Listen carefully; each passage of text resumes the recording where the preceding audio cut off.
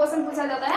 ये Asian, medieval और modern तीनों हिस्ट्री प्रैक्टिस करेंगे उतना ही अच्छे ढंग से अपने दूसरा सिटिंग में पेपर 2 का एग्जाम।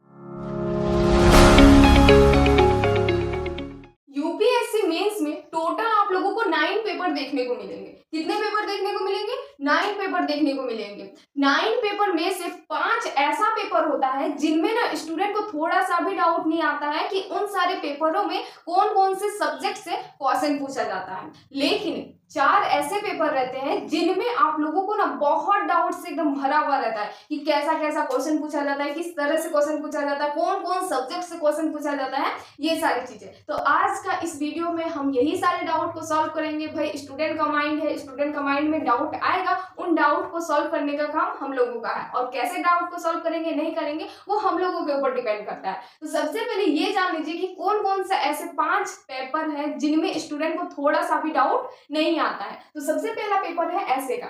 ऐसे का पेपर में स्टूडेंट को ना के बराबर डाउट होता है।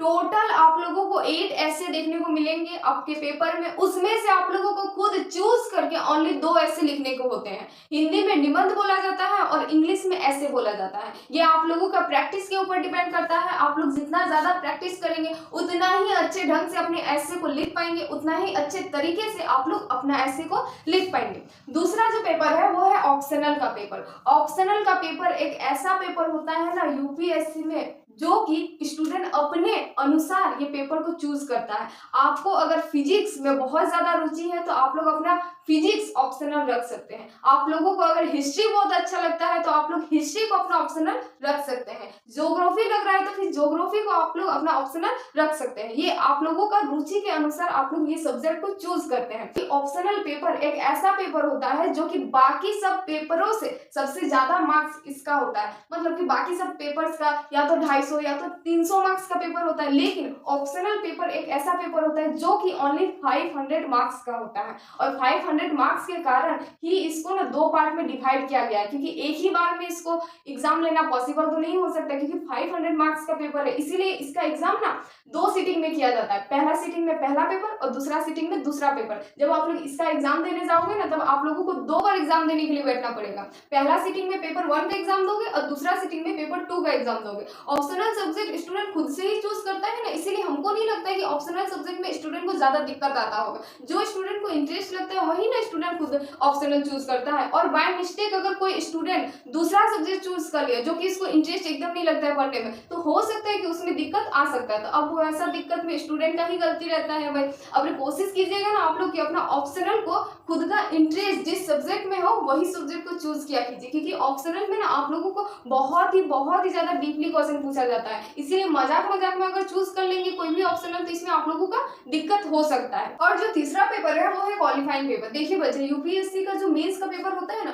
उसमें टोटल 9 पेपर जरूर होते हैं, लेकिन 2 ऐसे पेपर होते हैं जिनमें आप लोगों को सिर्फ क्वालिफाई करना होता है। वो आप लोगों का मेंस का नंबर में ऐड नहीं किया जाता है। तो कौन कौन से 2 पेपर होते हैं? एक हिंदी का होता है और एक इंग्लिश का होता है। इन दोनों पेपर में आप लोगों को ग्रामर से क्वेश्चन पूछा जाएगा और ऐसे लिखने के लिए दिया जाएगा। हिंदी में आप लोगों को हिंदी में ऐसे लिखना होगा, मतलब निबंध जिसको बोलते हैं, और इंग्लिश में आप लोगों को इंग्लिश से ऐसे लिखना पड़ेगा। इसको क्वालिफाई करने के लिए आप लोगों को ज्यादा टेंशन का जरूरत नहीं है। ये बहुत ही ज्यादा आसान पेपर होता है। इसमें थोड़ा सा मेहनत करेंगे ना आप लोग क्वालिफाई कर जाएंगे। और ये पता होना चाहिए कि अगर इन दोनों पेपर में अगर आप क्वालिफाई नहीं करते हो, मतलब कि पासिंग मार्क नहीं लाते हो, तो आपका जो ये सारे जो पेपर है ना ऐसे का, ऑप्शनल का, जीएस का, जो 1 से लेकर 4 तक है, ये पेपर सब आपका चेक नहीं होगा। इसीलिए ये पेपर में क्वालिफाई करना बहुत ज्यादा जरूरी होता है। अब जो सबसे ज्यादा टेंशन वाला होता है ना पेपर कि कौन कौन सा सब्जेक्ट उसमें आता है नहीं आता है, कैसा क्वेश्चन आता है, किस टाइप का क्वेश्चन आता है, वो ये सब है जो कि स्टूडेंट को बहुत ज्यादा टेंशन देता है। बहुत ही ज्यादा स्टूडेंट को डाउट होता है कि जीएस 1 में कौन कौन सा सब्जेक्ट से क्वेश्चन पूछा जाता है, जीएस 2 में कौन कौन सा सब्जेक्ट से क्वेश्चन पूछा जाता है। तो ये सारे सब्जेक्ट हम इन डिटेल इसी वीडियो पे बताएंगे। तो जो सबसे ज्यादा कंफ्यूजन होता है कि जीएस पेपर 1 में कौन कौन से सब्जेक्ट से क्वेश्चन पूछा जाता है, जीएस पेपर 2 में किस किस चीज से क्वेश्चन पूछा जाता है, 3 में किससे पूछा जाता है, 4 में किससे पूछा जाता है, ये कंफ्यूजन इस वीडियो पर दूर हो जाएगा। तो चलिए सबसे पहले देखते हैं कि जीएस पेपर 1 में कौन कौन से सब्जेक्ट से क्वेश्चन पूछा जाता है। तो पहला है ज्योग्राफी से, फिर हिस्ट्री से, फिर इंडियन सोसाइटी से। यहाँ पर कंफ्यूजन नहीं कीजिएगा बच्चा, यहाँ पर ज्योग्राफी लिखे है, इट्स मीन कि वर्ल्ड ज्योग्राफी प्लस इंडिया का ज्योग्राफी दोनों है।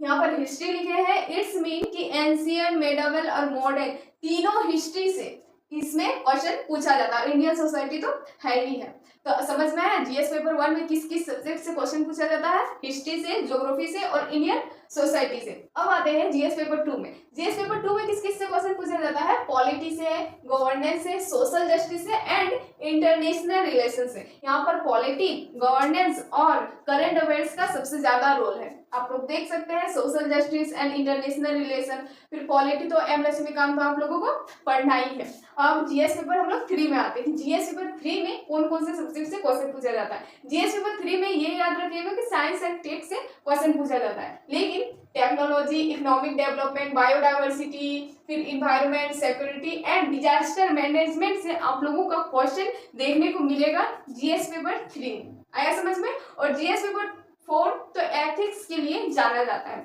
एथिक्स, फिर है इंटीग्रिटी, फिर एम्पलीट्यूड, ये सब चीजों से क्वेश्चन पूछा जाता है।